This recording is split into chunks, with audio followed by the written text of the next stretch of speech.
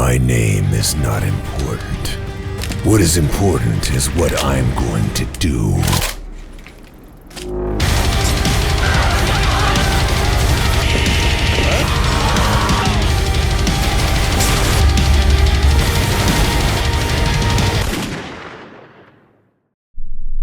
In 1997, Running with Scissors released a production titled Postal. It was a pixelated and brutal top-down shooter whose premiere made a lot of noise. Factors such as media attention and a lawsuit from United States Postal Service only added publicity to the game. Thanks to these and other events, today we know Postal as a series of controversial but also fun games. And in this video, we'll talk about a quite similar game, very often compared to Postal, which is equally controversial but does not have its comedy sequel. Hatred is a game developed and published by the studio Destructive Creations. It is a brutal top-down shooter in the action genre in which we play as the antagonist who hates humanity and our main goal is to murder as many people as possible. The game is very brutal and kept in black and white colors because, as the creators themselves admitted, their work was supposed to be a response to politically correct, polite and colorful games.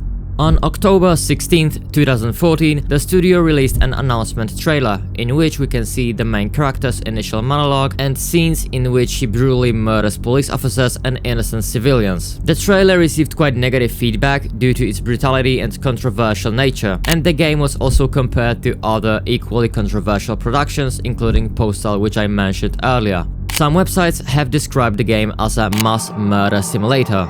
Shortly after, the game was removed from Steam Greenlight for its brutality, but the production was later restored and the studio received an official apology from Gabe Newell himself. Finally, the game reappeared on Steam Greenlight on December 29th, 2014, and a few months later, on June 1st, 2015, it was released.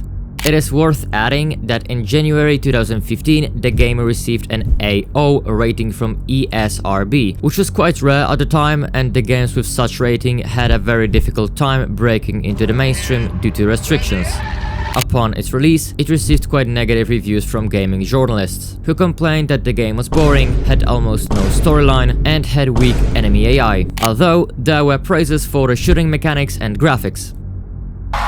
Despite negative reviews from journalists, the game became a bestseller on Steam, and to this day it has very positive reviews from players on the platform. Gameplay. Our main goal in Hatred is to complete the main tasks, which usually look like this. We have to kill a certain number of people, then we have to kill a certain number of people, and then we have to escape from the scene to move on to the next level, where we also have to kill a certain amount of people. But that's not all, because the game also has optional side missions, most of which also require you to murder a certain amount of people. Side quests are quite useful because after completing them we receive respawn points, which are needed if we die and want to continue the game from a given point and not from the beginning. But you see, many missions involve walking around and killing civilians or special forces. Only at the end of the game, in the last 2 levels, the variety of tasks is higher, because in the army base level, our main goal is to obtain C4 and then escape from the base. Even side tasks are, for example, dismount the flags or blow up the statues. And in the last level, Power Plant, the player's task is to plant the previously obtained C4. But let's step away from killing people for now and focus on the arsenal, which includes 8 firearms and 3 types of grenades. We can eliminate enemies using Glock 17, Mossberg 500, AKM, MAC-10, MP5, M16, flamethrower, rocket launcher. Of course, these weapons are not signed and we only see their silhouettes in the inventory or their more detailed version in the animations. And when it comes to grenades, we have a frag grenade and Molotov, which kill enemies and destroy the environment, and a flashbang, which stuns people around for a moment, which can be useful when you have a whole wave of police plus SWAT plus military rushing at you and you feel like throwing your fucking keyboard out of the window. Another cool feature is that nearby civilians can pick up weapons from the floor and try to stop us. But what do we do when the police and civilians have kicked our ass and we're very close to death? Yes, it would be best to heal yourself, but in Hatred you won't find first aid kits or bandages, because the only way to regain health are executions.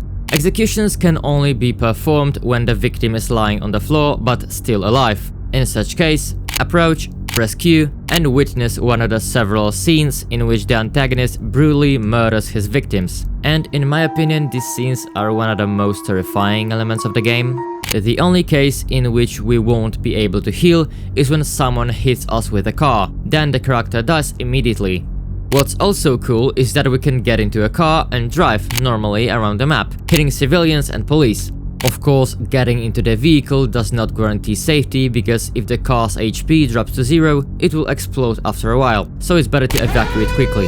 The next element of the game we will talk about are levels, of which there are 7 in the main game, of which levels 2 and 3 are divided into 2, 2.5 and 3, 3.5. I hope you get it. We start on home and go through sewers, marina, train, truck stop, train station, downtown, army base, and end the game on the power plant level. And once you finish the main game, you can continue playing in survival mode. We start survival by selecting map, character, arsenal, and perks. Starting with the maps, we have Federal Tax Department, Metro Station Shelter, and Apocalyptic Harbor. The characters we can choose from are Widowmaker, who has greater speed, Psycho Cop, who has more health than speed, and Recidivist, who balances between durability and speed. And when it comes to the arsenal, we can choose from all the weapons from the main game, and exclusive for survival mode, Desert Eagle and M79 grenade launcher. Of course, to play with the better weapons, we need to achieve higher and higher ranks.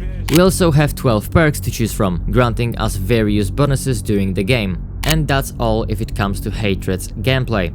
Now let's move on to the next chapter, the story.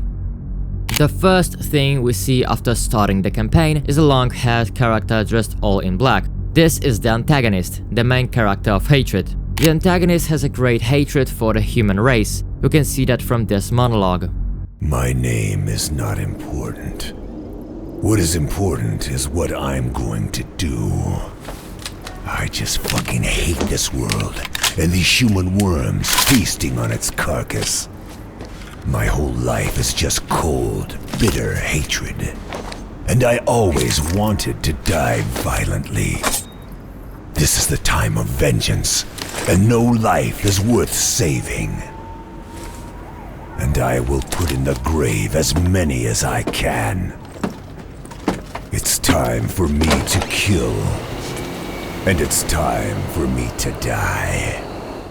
So he decides to take to the streets of the neighborhood when he lives and begin his genocidal crusade there. After murdering a sufficient number of people, he sets his next target on a police station when he murders policemen. Soon, many more special forces will arrive at the scene, so the main character has no other choice but to enter the sewers and escape from the police to continue his plan. While passing through the sewers, the antagonist fights police officers and SWAT teams. Upon exiting, it turns out that the sewers have led the character to a marina, where another massacre begins. But the consequences of his actions are already visible, because after a short time, SWAT teams arrive, and after a short fight, the antagonist decides to evacuate. He jumps onto a moving train, which, as it turns out, will be passing close to a nuclear power plant, which gives the main character an idea. He decides to murder the passengers and the driver in order to stop the train close to its new destination. The train stopped near a gas station where another shooting broke out. In the end, the antagonist steals one of the SWAT team's car and drives it to the train station, which becomes the next target. There, things get even more complicated because the main character has to face not only police and the SWAT team, but also the military. However, he successfully escapes from the station towards the city center to continue spreading chaos. Once there, the antagonist encounters a crowd of people listening to a politician's speech, perfect starting point for another massacre. The main character managed to massacre the entire city and kill a lot of soldiers, from whom he steals one of the armored cars and goes to the military base to get C4, which he intends to use at the nuclear power plant. After dealing with a horde of military, the character takes the explosives and goes directly to the nuclear power plant. He plants bombs at each of the reactors and goes to the control room, where he forces an employee to activate self-destruct, but the employee resists, so the antagonist kills him without a second thought, forcing him to enter the code himself. It doesn't matter whether the antagonist enters the right or wrong code, because soldiers burst into the room and open fire on the character, killing him. With the last of his strength, he clicks the button on the detonator in his hand and the reactors explode, destroying the entire city and killing everything in its path. This is how the hatred ends. TLDR, a man dressed all in black kills a lot of people because he simply doesn't like them. Then finally plants bombs on the nuclear reactors and explodes the entire city, maybe even the entire country. Fire as fuck. Summary.